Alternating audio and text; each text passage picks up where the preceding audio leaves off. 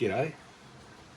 Yeah, it's a rainy old Saturday here in Australia, where I am. So I've ducked down, picked up a bit of shopping, picked up a package from the post office that didn't get dropped off yesterday. I've been eyeing this off for a while. This is Tales of Agrosa by Pickpocket Press. The main Well, I've been eyeing this off mainly because of the artists that are involved. I follow a couple of these artists on Twitter, X, and I love these guys. They're great. Now, Pickpocket Press, they've got a website, lowfantasygaming.com, if you want to go check it out. They're based in Sydney, Australia. I don't know too much about them other than a few mates of mine that I play D&D with online, or Old School Essentials, have mentioned that they're pretty good. And yeah, I was eyeing through the PDF which I picked up off them, and I thought, you know what, I need to own this book. So mainly, as I said, because I appreciate them being Aussie creators, and the artists involved. It's people I like. So let's get this open. It's using another one of my blunt knives that I'm sure I'll be ridiculed for, although it's a lovely knife. I love this knife. Yeah, it's a beautiful little knife. Look, I might as well just tear it apart at this stage. But anyway, I've got the hardcover. So now, as I said, I know nothing about this. Nothing. Like, I flicked through it, but they're called low fantasy gaming for a reason, because they obviously, the guy who creates all this stuff, I'm not sure of his name exactly, but I've spoken to him a couple of times just in passing on Twitter. Seems like a cool dude, but he's really into this old school style of play. Now, this was previously called, I believe the game itself was called Low Fantasy Gaming, and this is the newest iteration of that I believe. If I get anything wrong, please forgive me, because as I said, I know nothing about it, so I'm surprising myself by opening this up as much as anyone else, like seeing what this is about. So first things first, checking out this cover. It's a fine cover, not too much wrong with that. It's hardcover. It's anything I'd expect from a hardcover book. It's something I don't want to scratch, but the cover itself, look at that. That's from, his name. I'm sorry, I forget people's names, mental problem. Eindrick, is it Eindrick? Eindrick? Anyway, he's on. I'll look it up. It's in the front cover, of course. I'll look it up. Front pages. But credits, here we go. Cover art, Luke Eidenschink. Now he's on X under the same name. If you want to check him out, right there. He often shows videos of himself drawing these awesome pictures. That's the cover art, of course. He's got a few other artists in here that look at all these artists. Now, this is the thing I like about this book. Any book these days that lists the artists, you got my tick. I don't want to see AI shit. AI is a tool. I use AI. I use it for in-game stuff and all sorts of business. But if you're producing a book, I don't want to see your AI. I don't care. You might have the best book in the world, but if it's full of AI, I'm not going to buy it. I'm just not going to buy it. And there's plenty of other people out there who aren't. Luke Eidenschink, forgive me if I pronounce that wrong. I can't help but notice that that's a spelling error. Effrey. It's obviously Jeffrey Koch, but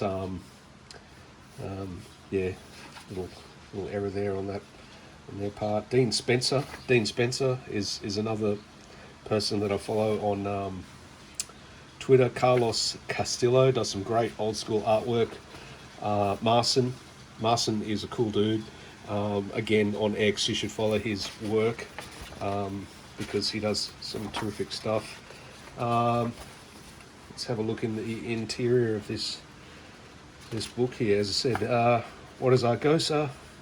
It's emergent play. Now, there's a lot of facets about this style of play that I've looked up myself, and I've got them in front of me, and I'll just read them out. Again, it's D20 based. Now, there's 9 classes. They're all pretty much standard D&D fare.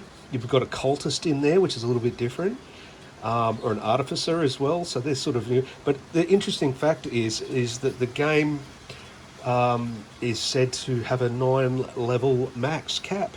So you're playing in those nine level limits within 10 to 40 hit points. So even up at 9th level, you've got a very tight range of hit points. And for the people who know what that means, it really produces a game where even tougher characters can be killed quite easily.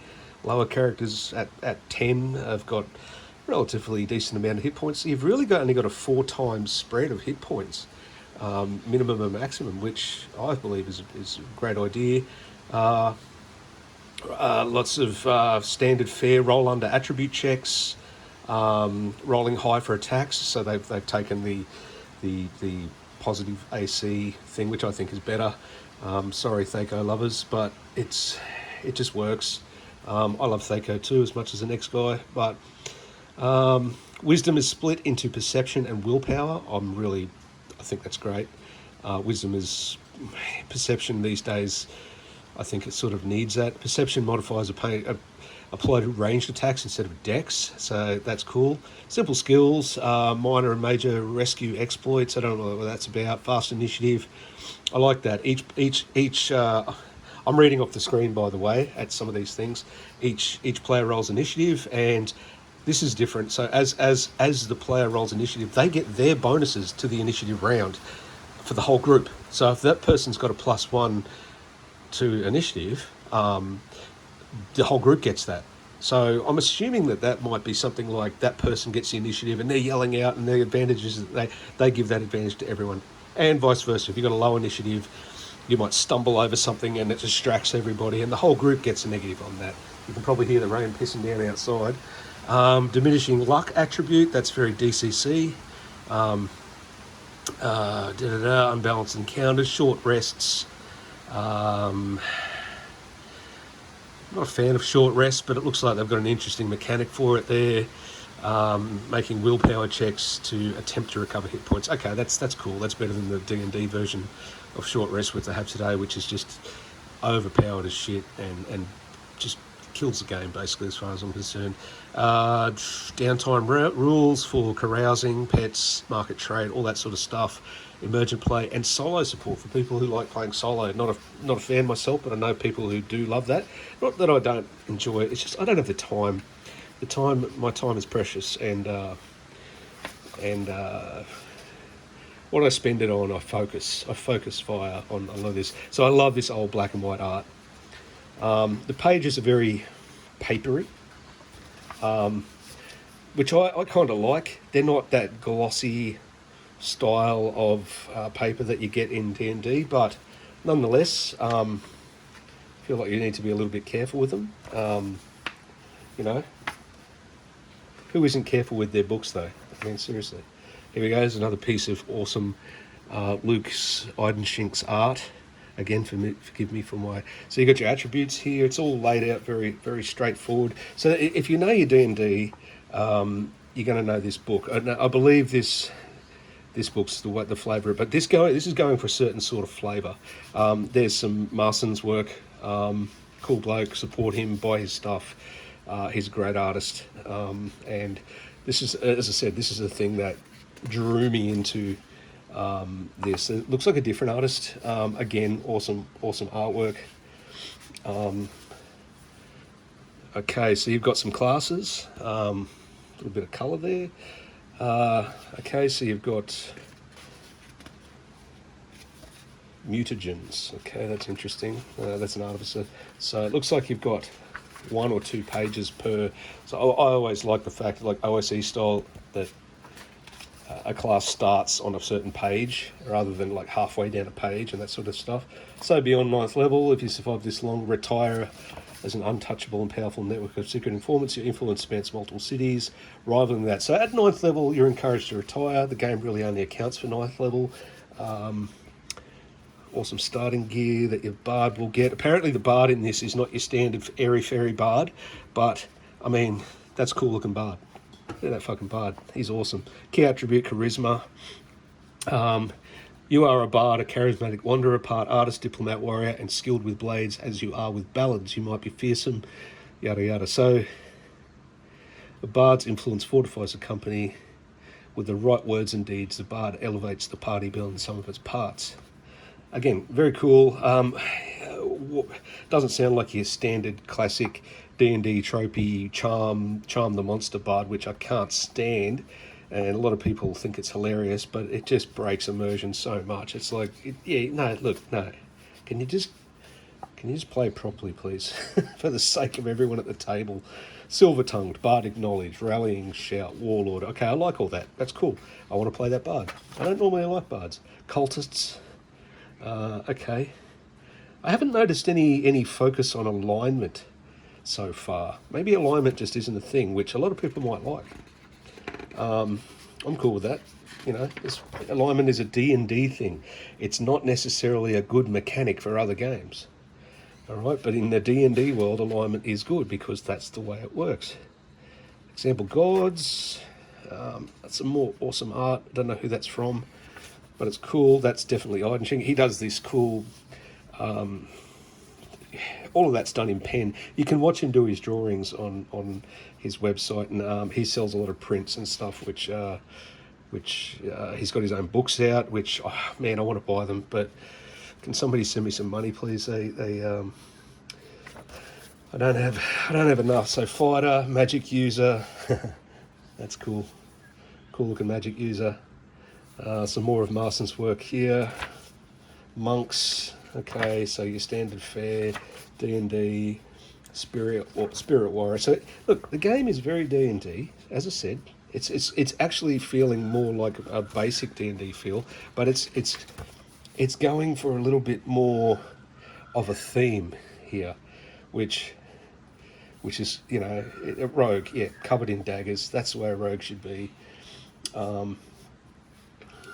Level 1, backstab, finisher, tricks, new skill, skirmisher, unique feature. Okay, they get all these things. Backstab. So we're at the end of the classes here, so then you've got some... Oh, look, I'm not going to go through the whole book. I'm just going to skim at this point because I don't want this video to be too long. More artwork. I've mentioned it 5 times already, but I bought this book primarily for the artwork. I wanted to own all this artwork and just to have it. I plan on running this eventually. I play old school essentials, and but this is all the same stuff, man. Once you know it says a lot of people play different games, but this is the thing. If you know a certain set of rules, you don't have to learn much. You can be surprised by some more, some tighter, different rules and different themes in different directions that the same rules take. Look at that. That's sick. Combat, initiative, turn order. Oh, yeah. That's just, it's the line work that gets me. I don't know. And the way he puts the poses he puts in the space in between, everything about it, it's just gorgeous. Marston does really cool characters, like the facial features on these guys, and the way he you can really feel for the characters. Whereas Eidenschink, his work looks like a battle, like a scene out of, say, a Barb. Sorry if I've skipped other artists here, but I'm just not familiar. I mean, that is awesome. That's from Marston. Look at the face on this guy. Tells 1,000 stories. So yeah. So recently I saw that one. Some of these are. So yeah. More awesome art. It's one of those books that I just want to flick through later on to admire the artwork, and then I'm going to get stuck into like reading it properly. And here we go, monsters. We got standard fare. It's all standard D&D fare, so you're not getting anything that you're not already familiar with. But again, you're buying this game for the theme that the game is trying to give you, and that is a low-powered or a game that doesn't have vast discrepancies between low-level and high-level characters. Everything's a threat. Um, some of these magic items are like it looks like he's really gone to detail on the different sorts. It's not just your standard D&D magic items. This is where it gets interesting. This is where you're going to get your flavor, that your sprinkles that you're going to add on your ice cream here. This is where you're going to this is where you're going to get all, and probably the spells, I imagine too. I imagine he's probably gone into some different spells, monsters, where are we, lizards. It's not a big book. It's not a thick, fat tome. What are we rocking here? It's about 263 pages. Okay, index at the back. So yeah. So overall, I'm pretty happy. I bought this on DriveThruRPG. Picked it up for what was it, $50 Australian. I think at the end I got it after conversion. It was $90, but I think they shipped it straight from Sydney. So there must be you must have somebody off the press down in Sydney. I'm not quite sure, but for $80 Australian, you pay $60 in the shop Australian. Now that converts to about $40 American. So $80 is roughly, $50 American. Pretty standard for a book these days, but I'm glad to have this in my collection. Top effort, I like it. So if you want to follow these guys at lowfantasygaming.com, they've got a website there, and of course on the internet on DriveThruRPG, there's it's not just this either. There's a bunch of other stuff, lots of adventures, lots of different offshoots for different things. I saw scores of things that he's been working on. I believe Pickpocket Press have been around, based in Sydney, for about 10 years. So as I said, I've done him the dishonour of not really looking into his stuff. No offense, I just haven't had the time, and that goes with so many other things that I just don't have the time to check out. But now I'm into it. I'm like, yeah, all right, this is pretty cool. Definitely something that if you're into low fantasy gaming, I guess, that's what they're trying to push here. So yeah, that's all I've got to say about that. I'm going to enjoy the rest of the day working on some maps, and I might give this a bit of a flick through as the sun goes down. All right, have a good day. Be good to your mum.